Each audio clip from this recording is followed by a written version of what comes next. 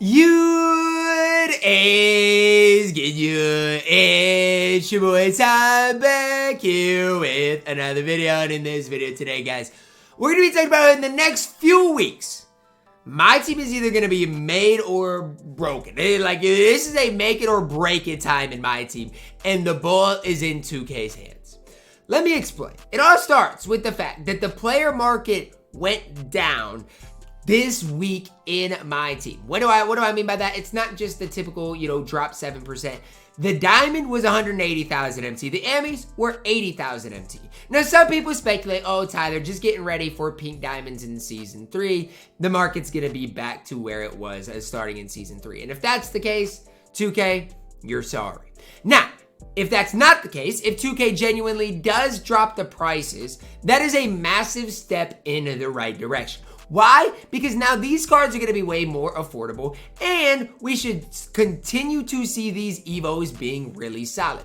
Now, why am I really highlighting these Evos? Well, KCP as a Ruby is solid. Vanderbilt as a Ruby is solid. Imagine when they become Amethyst. Imagine if Derek White becomes an Amethyst. You're going to have some really good budget options with these Evos as well. Those combined with the player market, as well as free cards in the agendas like we saw in Anthony Davis, could be a big recipe for success. And when I say in 3 weeks, make it or break it, well, that's when the real playing games in the NBA are over, and that's where we'll see how good those Evos are. I think those 3 things are needed for my team. Again, season 3 coming soon, so we'll see, what season 3 looks like when it ultimately does come out, does get released. Let's see, what do we got? We got, I'm trying to look and see exactly how many days we've got left of the season. And season 2 started on October 20th. So yeah, we got a few more weeks until season 3 as well.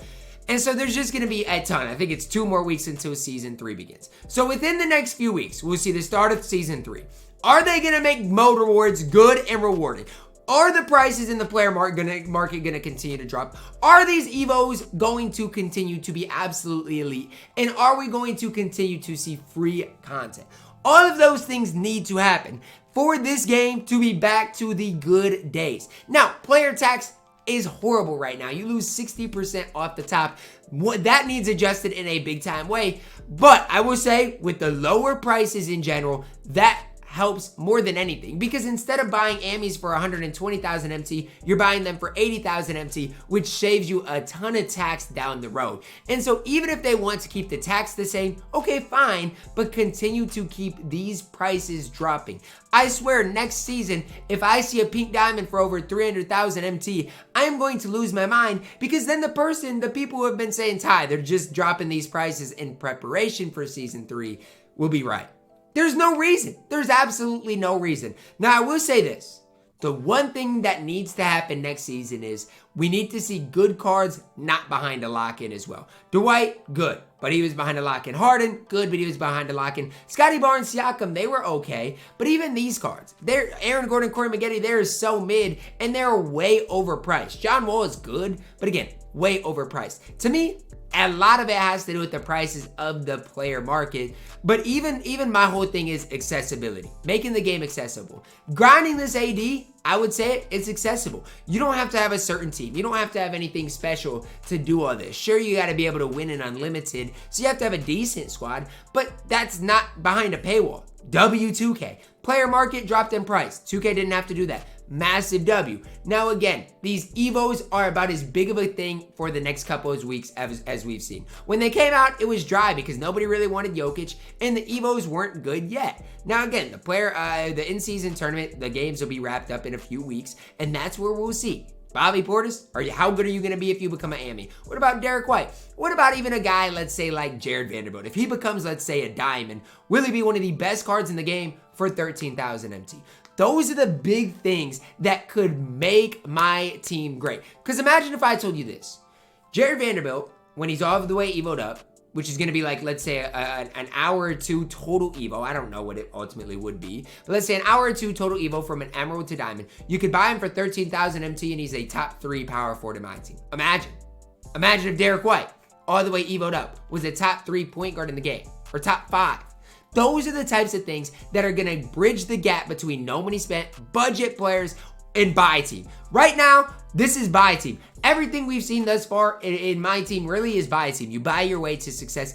Even for me, I haven't spent that much money on the game, but I've spent so much time, so much effort, so much energy into keeping my team up. And it's just, I can't keep up. I need these prices to continue to drop if I'm personally going to continue to have a successful YouTube channel this year in my team terms, right? Successful YouTube channel is way different from just a successful YouTube channel and a successful my team YouTube channel. And that's why I'm making this video, guys. I am praying that 2K makes my team great again. I'm praying. And the ball is in their court. They can do whatever it takes. Sets like this absolutely cannot happen. We cannot have a set in which all 5 cards or ammies are above. It's ridiculous. We can't have this type of set. So hopefully 2K listens to the community. Hopefully everything is not behind a paywall. Hopefully there's grindable stuff. Hopefully they make mode rewards good. Hopefully the Evos continue to be really solid.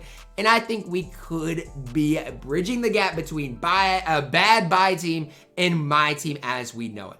A lot of it has to do with player prices. A lot of it has to do with that 60% tax.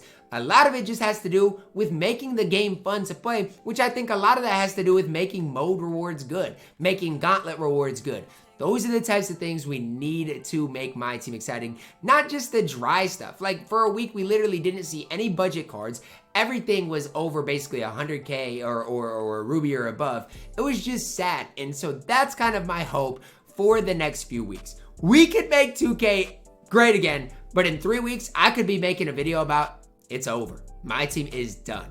It all stands in 2K's hands. And at the end of the day, 2K's profits are going up. But I think it's going to be short term unless they do something to really revolutionize the game mode and make it what it once was. I know so many people that play Just Play now, Just Play My Career, that would get into my team if it was easier to do it, more accessible, not just, oh, I dropped $50 and I can have a good team. I get it. Part of it is spending money on the game. And for me, I'll spend money occasionally. I don't have a problem with it. I'll spend $50 next Wednesday to lock in LeBron James if the prices stay relatively okay. This Friday, what we got, grindable AD, prices went down. It's a massive step in the right direction. I just hope it's not all in preparation for season 3, especially with the prices dropping. Let me know your thoughts on everything down below in the comments. I'm hoping for a big boom over the holiday season. Drop a like on the video, subscribe if you already do it. As always, man, I love you guys. Have a blessed day.